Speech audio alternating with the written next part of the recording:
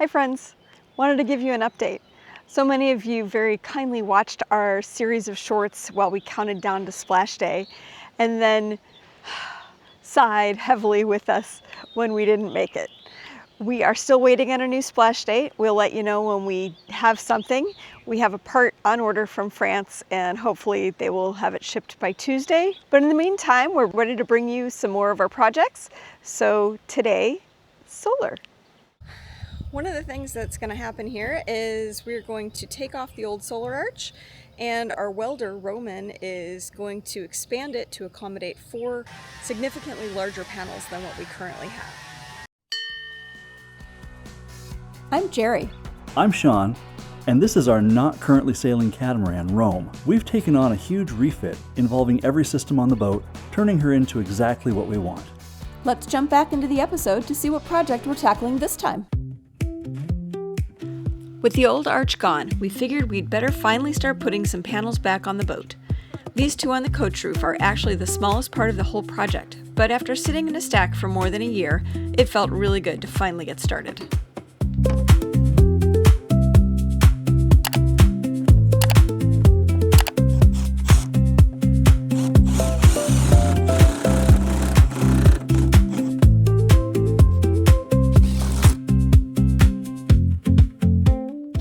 Well, today is the beginning of some serious fun on a major project, and that is the big solar arch. We've got the arch hoisted into place, and I need to do some measuring to figure out how high the legs need to be on this back end of the arch, because it has to be lifted up a little bit off the coach roof. And we've got a little over a week before our welder is going to be here to weld everything together, so I got to get it done. This is part of the leg that we had before.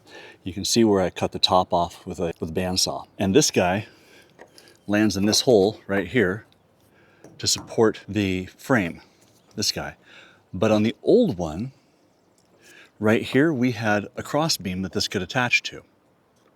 And on this one, we don't have a cross beam right here.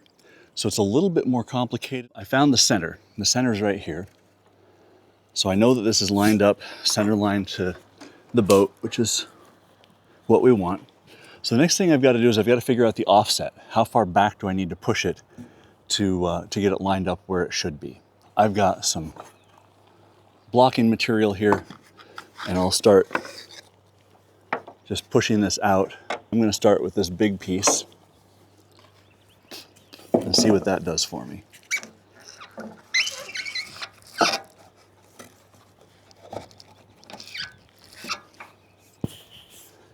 Nope, definitely not that, needs more. That looks really good. And from over the top, I think we're in good shape. So that gives me my distance off of the back. Now I just have to figure out height. For height, what I have to work with is making sure the bottom of the tube is above this line. This line is a guy line that goes down to our davits to add extra strength to the davits for that huge dinghy we have. And this is factory design so that we can have a big heavy dinghy and not put a bunch of extra strain on the transom. So I can measure that height and then figure out the height of all my little tube pieces from there. And then it's just figuring out locations so that we match across. So let's see. It can't be easy, can it? I wasn't centered, so I got to recenter, and then I'll check my distance.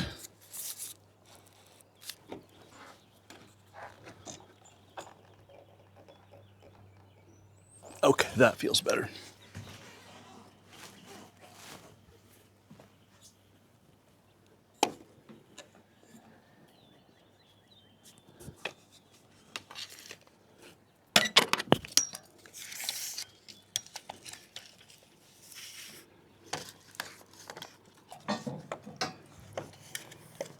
Oh,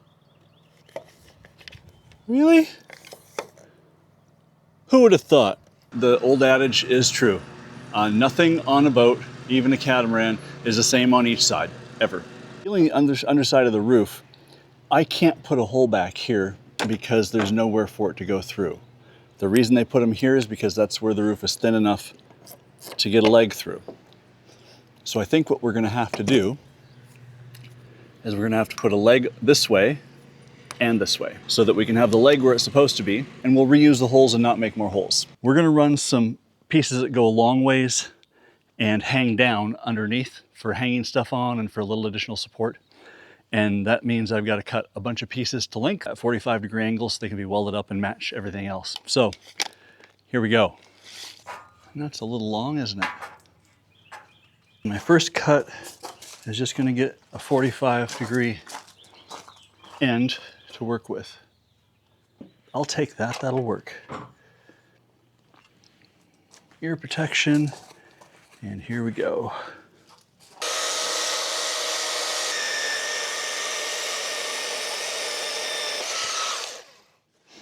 All right, I'll take that. I'm not gonna put my hand on that because it's hot like crazy. See if I can flick it in the garbage. Score. Well, we're definitely making headway. And I've got to figure out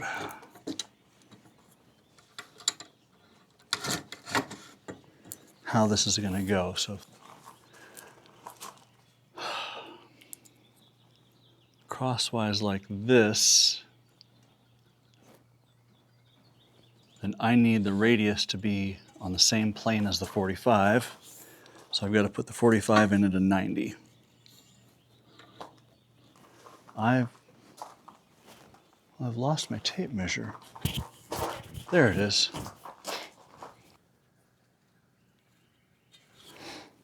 Now the question is, I want the 3.5 to be at the bottom of the radius or at the top of the radius. The top of the radius is going to be where the bottom of the crossbar is. So I want it at the top of the radius. 1 1/8 and 1 3/8. I somehow don't have an 1 1/4 hole saw. So I'm going to try the, boy. I think I'm going to try the 1 1/8 first and see how it goes. That still feels like it's going to be a really deep hole. I think I'm going to go to the 1 3/8, which means I got to change everything. This is how it always goes. Every boat project. It's always the same. I did not think in a million years that getting this covering off of the stainless was going to be so freaking hard. And we have so much of it. So while I wanted to get it done today, I don't see it happening. But as long as it's all done and ready to go, by the time the welder is ready to come and put this thing together, I think we'll be okay. So I'm using mineral spirits to try and soften and get the glue mucky so that I can peel it off. Let's just say blue tape was not designed to be out in the elements for more than, I don't know, a day before it gets really gross. And by the way, it says odorless mineral spirits, and that's a lie. It is not odorless. It's disgusting.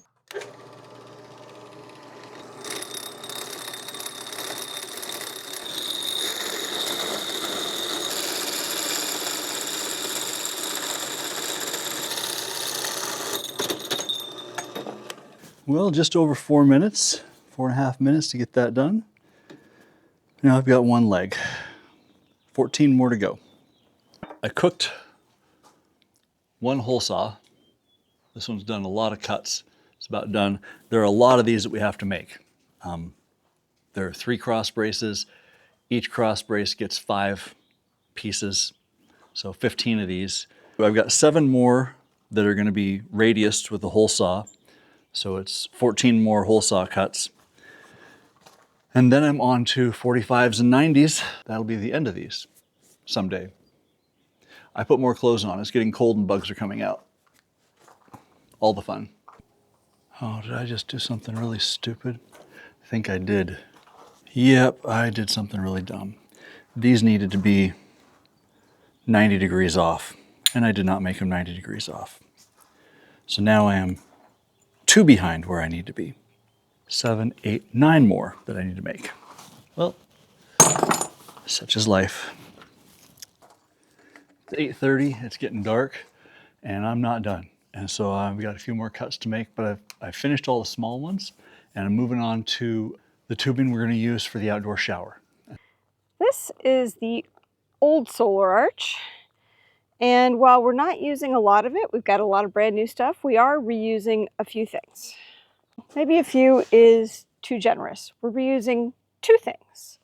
They are the railings that walk around the steps of the sugar scoops so that we don't feel like we're going to fall in. They're great. They're stainless. There's no reason not to use them, but they are pretty grubby and in desperate need of some polishing. So I'm going to get to work on that. This was where we cut it off from the original solar arch, so we'll be welding on some caps.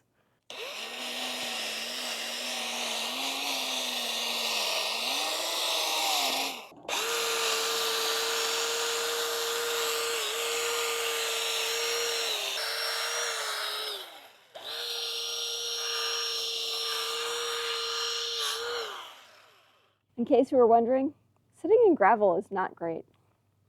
I'm too old for this bullshit. They're not perfect.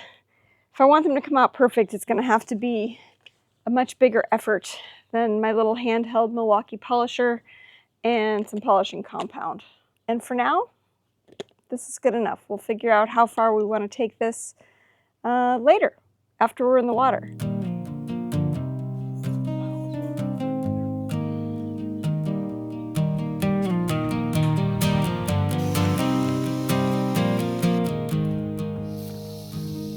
Spent 3 years drawing lines on cardboard screens and sleepless nights. Every measurement twice, still somehow wrong half the time. First welder vanished without a sound. Second one just slowed us down. Third one couldn't make it work. Fourth one finally knew his worth.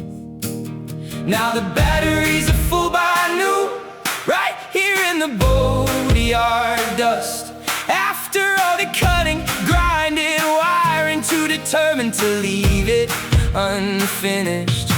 Build most of it with our own hands. One more problem every day, but the shore power stays unplugged now, and the sun carries the weight.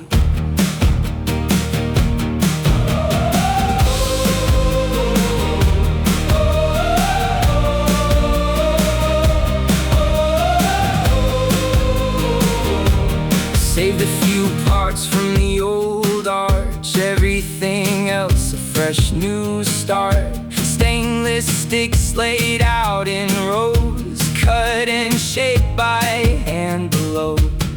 Every cable pulled ourselves, every panel placed by hand. Learning as we went along, just stubborn enough to see it through. Now the batteries are full by noon, right here in the boatyard dust.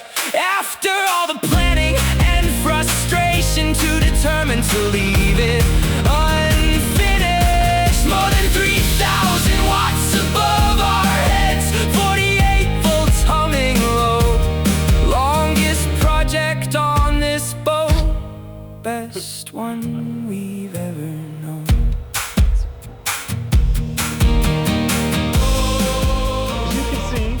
We've got solar panels, and they are collecting enough electrons to keep our batteries all charged up, and it's actually phenomenal. So it's just 4 panels online right now, and they are killing it. This project was so long in the making, and so many fits and starts, but honestly, I think this is the project that I am happiest with the results. What do you think? Do you agree so far? I think so. So far, this is the one that has been a truly great result, and maybe even a little better than I'd hoped. And we don't even have all the panels online yet. So right, we've got 2 on the coach roof that are basically decorative because we can't figure out where we're going to wire them yet. So right now we're 100% charged by noon, 1 o'clock. Hard to beat that. Yeah. If you have any desire to build your own solar arch, or to increase your solar capacity, feel free to shoot us in any questions. We will happily answer them. If you enjoyed this episode, give it a thumbs up. And if you haven't subscribed yet, why not? Give it a subscribe. It'll help YouTube understand who they should be showing our videos to. And if you made it here to the very end, don't forget, leave us an emoji, any emoji. That way we can thank you personally. Especially the sun. Leave us the sun. Leave us sunshine, yes. See you next time. Bye.